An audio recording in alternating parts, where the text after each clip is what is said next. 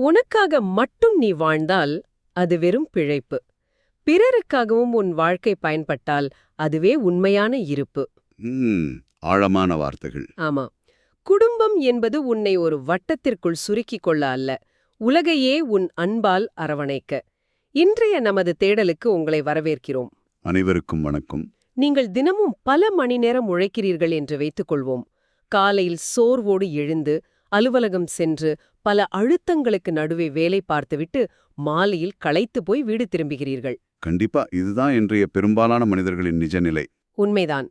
வீட்டுக்கு வந்த பிறகும் பல கடமைகள், குழந்தைகளின் படிப்பு, குடும்ப பொறுப்புகள், இப்படிப்பட்ட ஒரு வாழ்க்கையை வாழும்போது சமூகம் உங்களை ஒரு சாதாரண மனிதன் என்றுதான் பார்க்கும். நீங்களும் சில நேரங்களில் எல்லாத்தையும் விட்டுட்டு எங்கேயாவது அமைதியா போயிடலாமா என்று நினைத்திருக்கலாம். அந்த தப்பித்து போகும் எண்ணம் அது எல்லோருக்கும் வருவதுதான். ஆமாம். ஆனாம் இன்று நான் உங்களிடம் ஒரு விஷயத்தை சொல்லப் போகிறேன்.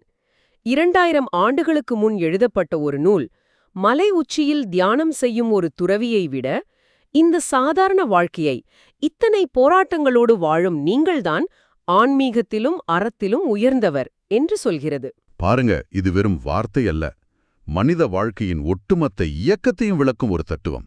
மிகச்சரி. இன்று நாம் ஆழமாக பார்க்கப் போவது திருவள்ளுவரின் இல்வாழ்க்கை அதிகாரத்திலுள்ள 42வது குறளை. துறந்தார்க்கும் துவ்வாதவர்க்கும் இறந்தார்க்கும் இல்வாழ்வான் என்பான் துணை. ஒரு கேள்வி: ஒரு குடும்பஸ்தன் என்பவன் வெறும் நிழல் தரும் மரம் மட்டும்தானா, அல்லது ஒட்டுமொத்த சமூக காட்டையும் தாங்கி பிடிக்கும் ஆணிவேரா? அந்த ஆணிவேர் என்ற உருவகம் இருக்கிறதே, அது மிக துல்லியமானது. ஏனென்றால் ஆணிவேர் வெளியே தெரிவதில்லை. பூமிக்கு அடியில் இருக்கும். ஆமா, அது பூமிக்கடியில் இருட்டில் யாருடைய கைத்தட்டலையும் எதிர்பார்க்காமல் அமைதியாக தன் வேலையை செய்கிறது. அந்த வேர் ஒரு நாள் தன் வேலையை நிறுத்திவிட்டால் என்னாகும்? மேலே உள்ள கிளைகளோ பூக்களோ உயிரோடு இருக்காது. கண்டிப்பா. சமூகம் என்ற மாபெரும் மரம் செழிப்பாக இருக்க இந்த இல்வாழ்வான், அதாவது குடும்ப பொறுப்பை ஏற்று நடத்தும் ஒவ்வொரு மனிதனும் அவன்தான் ஆணிவேராக இருக்கிறான். வள்ளுவர் ஒரு மனிதனை வீட்டின் 4 சுவர்களுக்குள் அடைக்கவில்லை, ஒட்டுமொத்த பிரபஞ்சத்தோடும் அவனை இணைக்கிறார். இந்த இடத்தில்தான் எனக்கு ஒரு ஆழமான வியப்பு ஏற்படுகிறது. வள்ளுவர் இங்கே 3 தரப்பினரை குறிப்பிடுகிறார். அதாவது துறந்தார்க்கும் துவ்வாதவர்களுக்கும் இறந்தார்க்கும்.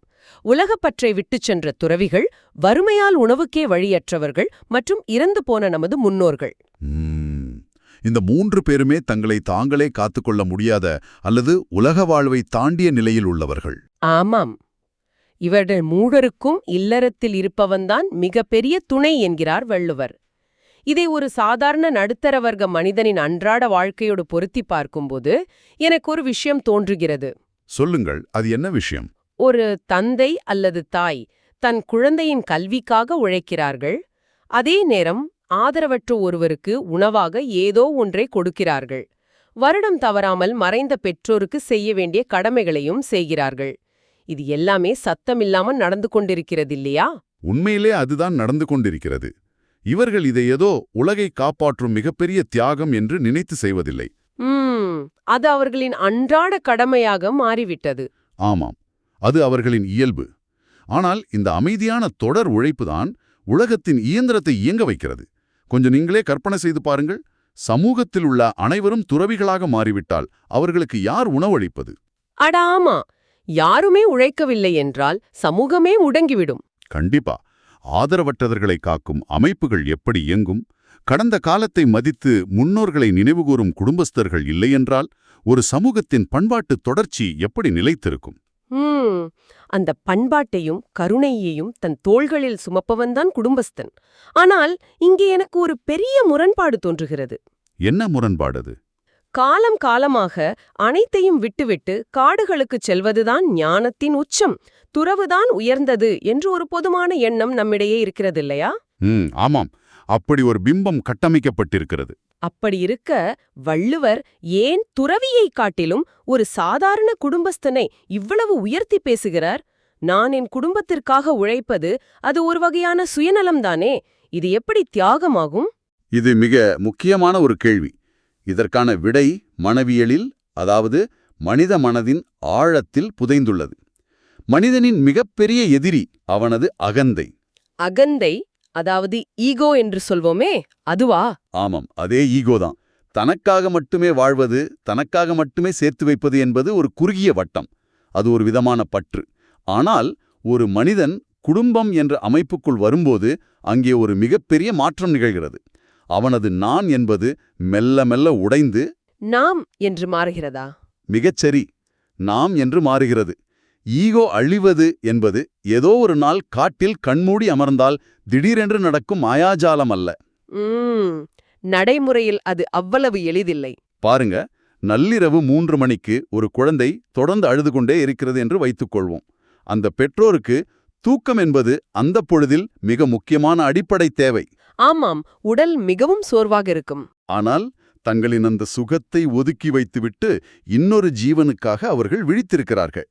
இப்படி ஒரு முறை அல்ல, வாழ்க்கையில் பல்லாயிரம் முறை அவர்கள் தங்கள் சுய விருப்பங்களை தியாகம் செய்கிறார்கள். அட, இதை நான் இப்படி யோசித்ததே இல்லை. தியாகம் என்பது ஏதோ திரைப்படங்களில் வருவது போல உயிரை கொடுப்பது மட்டுமல்ல. கண்டிப்பா இல்ல. இந்த தொடர்ச்சியான சின்ன சின்ன தியாகங்கள் தான் மூளையின் சிந்தனை அமைப்பையே மாற்றுகிறது. தனிமனித சுகத்தை விட பிறர் நலனுக்கு முன்னுரிமை கொடுக்கும்படி செய்கிறது. தன்னை சார்ந்தவர்களுக்காக உழைப்பதுதான் ஈகோ அழிவதற்கான முதல் படி. நீங்கள் சொல்வதை கேட்கும்போது எனக்கு மனவியலாளர் ஆப்ரஹாம் மாஸ்லோவின் நினைவுதான் வருகிறது. மாஸ்லோவின் தேவைகளின் படிநிலை. ஆமாம், மனிதன் அடிப்படை தேவைகளை தாண்டி தன்னை உணர்தல் என்ற உச்சநிலையை அடைய வேண்டும் என்று அவர் சொல்வார். ஒரு குடும்பஸ்தன் மற்றவர்களின் அடிப்படை தேவைகளை தொடர்ந்து பூர்த்தி செய்யும்பொழுது அவன் தன்னை அறியாமலேயே அந்த உச்சநிலையை தொடுகிறான் என்று தோன்றுகிறது. 100க்கு 100 அதுதான் நடக்கிறது. இது மட்டுமில்லாமல் நாம் இன்னொரு கோணத்திலும் இதை பார்க்க வேண்டும். குடும்பம் என்ற அமைப்பு ஒரு மனிதனுக்கு மிக ஆழமான அர்த்தத்தை கொடுக்கிறது. அர்த்தம் என்று நீங்கள் சொல்லும்போது விக்டர் பிராங்க்லின் நினைவுதான் வருகிறது. 2ஆம் உலகப் போரின் போது வதை முகாம்களில் அந்த மரண இருளிலும் கூட எப்படி சில மனிதர்கள் மட்டும் நம்பிக்கையோடு உயிர் வாழ்ந்தார்கள் என்று அவர் கவனித்தார் இல்லையா? அதேதான் அவர் மிக தெளிவாக பதிவு செய்திருப்பார். அந்த முகாம்களில் யாருக்கெல்லாம் வெளியே தங்களை எதிர்பார்த்து ஒரு குடும்பம் காத்து கொண்டிருக்கிறது என்ற எண்ணம் இருந்ததோ அவர்கள் அந்த நரக வேதனையையும் தாங்கிக் கொண்டார்கள்.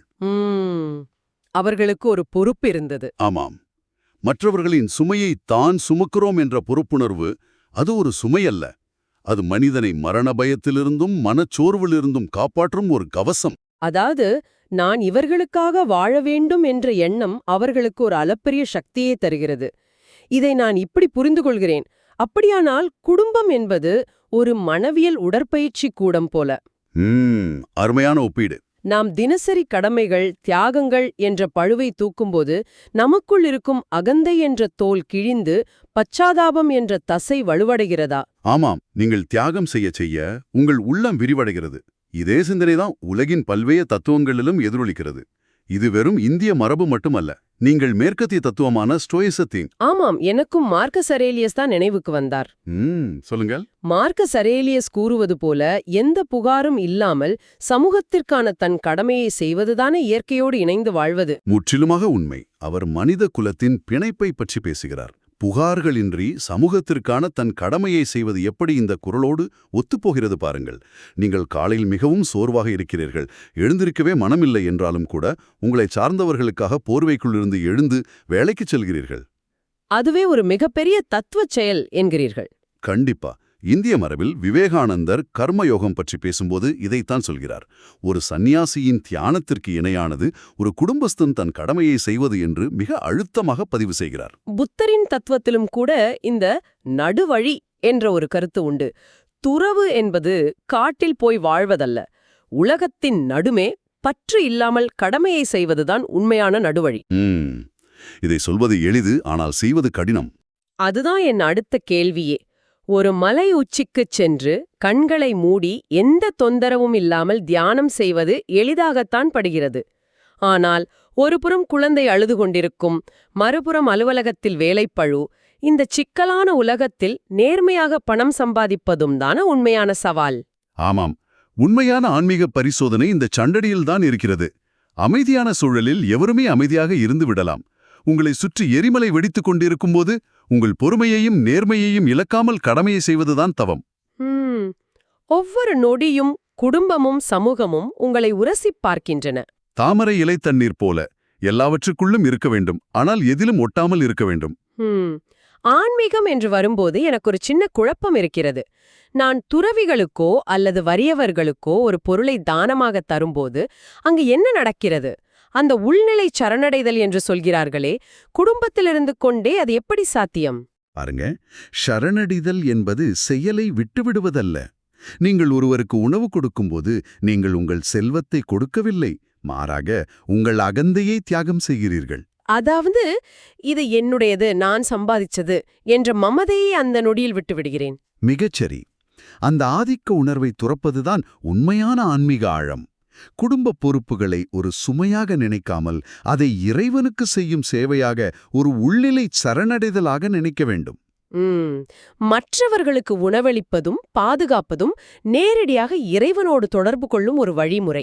ஆமாம், புலம்பாமல் இது ஒரு பெரிய இயக்கத்திற்காக நான் செய்யும் கடமை என்று உணரும்போது நீங்கள் செய்யும் ஒவ்வொரு சிறு செயலும் ஒரு பெரிய தவமாக மாறிவிடுகிறது. இது மிகப்பெரிய ஒரு திறப்பு. அப்படியானால் உண்மையான துறவு என்பது பொருட்களை விட்டு ஓடுவதல்ல, அந்த பொருட்களின் மீதான இது என்னுடையது என்ற மமதையை விடுவதுதான். ஆமாம், 100% உண்மை. சரி, இந்த தத்துவங்கள் எல்லாம் கேட்பதற்கு மிக அற்புதமாக இருக்கின்றன. ஆனால் நேயர்களை நோக்கி நான் ஒரு கேள்வி கேட்க விரும்புகிறேன். இன்றைய கார்ப்பரேட் வேலை, மன அழுத்தம், குடும்ப சிக்கல்கள் இவற்றின் நடுவே இந்த தத்துவத்தை எப்படி செயல்படுத்துவது? இதற்கான சில எளிய நடைமுறை வழிகளை சொல்ல முடியுமா? கண்டிப்பா. தத்துவம் என்பது அன்றாட வாழ்க்கையில் செயல்படவில்லை என்றால் அது வீண். இன்றைய பரபரப்பான வாழ்வில் இதை புகுத்த 3 எளிய வழிகளை நாம் பின்பற்றலாம். முதல் வழி என்ன? முதல் வழி பகிர்ந்துண்ணல். நீங்கள் பெரிய கோடீஸ்வரராக இருக்க வேண்டியதில்லை. நீங்கள் சமைக்கும் போதோ அல்லது சம்பாதிக்கும் போதோ அதில் ஒரு சிறு பகுதியை 1% என்றாலும் கூட உங்களுக்கு திருப்பிச் செலுத்த முடியாத ஒருவருக்காக ஒதுக்குங்கள். அது ஆதரவற்றோராகவோ அல்லது முதியோராகவோ இருக்கலாம். இது மிக எளிய விஷயம். எதிர்பார்ப்பில்லாத ஒரு சிறு பகிர்தல். இரண்டாவது வழி என்ன? இரண்டாவது பார்வை மாற்றம், அதாவது மைண்ட் செட் ஷிஃப்ட். நாம் உழைக்கும்போது நான் கஷ்டப்படுகிறேன் என்ற எண்ணம் நமக்கு இயல்பாகவே வரும். இந்த எண்ணத்தை இன்று முதல் கொஞ்சம் மாற்றிப் பாருங்கள். எப்படி மாற்றுவது? நான் என் குடும்பத்தின், சமூகத்தின் தூண் என்று சிந்தியுங்கள். இது வேலைப்பளுவால் வரும் மன அழுத்தத்தை ஒரு உன்னத நோக்கமாக மாற்றும். உங்கள் பொறுப்புகளை சுமையாக பார்க்காமல் ஒரு பாக்கியமாக பாருங்கள். அட, நான் கஷ்டப்படுகிறேன் என்பதை விட நான் ஒரு தூண் என்று நினைப்பது உண்மையிலேயே பெரிய நம்பிக்கையை தெரிகிறது. சரி, மூன்றாவது வழி. மூன்றாவது வழி முன்னோரை மதித்தல். குறளில் இறந்தார்க்கும் என்று வள்ளுவர் சொல்வது இதைத்தான். கடந்த காலத்தை மதிக்க கற்றுக்கொள்ளுங்கள்.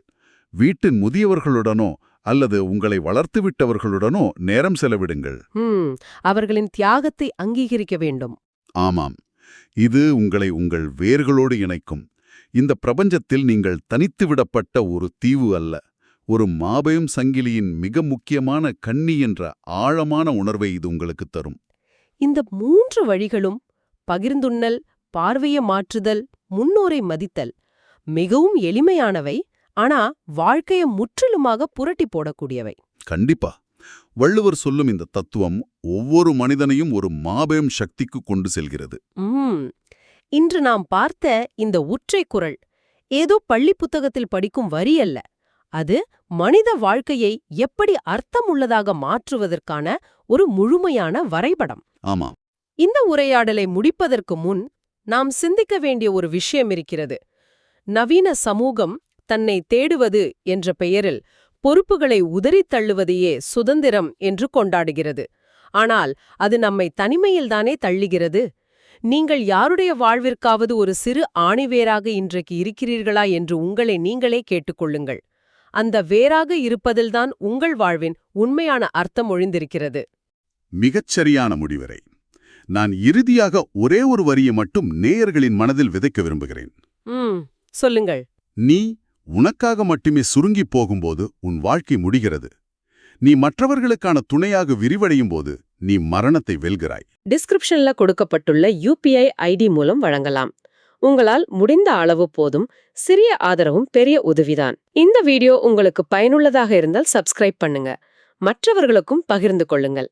இந்த கருத்துக்கள் அவர்களுக்கும் தேவையாக இருக்கலாம். லைக் பண்ணுங்க, உங்க கருத்துக்களை கமெண்ட்ல பகிருங்கள். மனப்பூர்வமான நன்றி.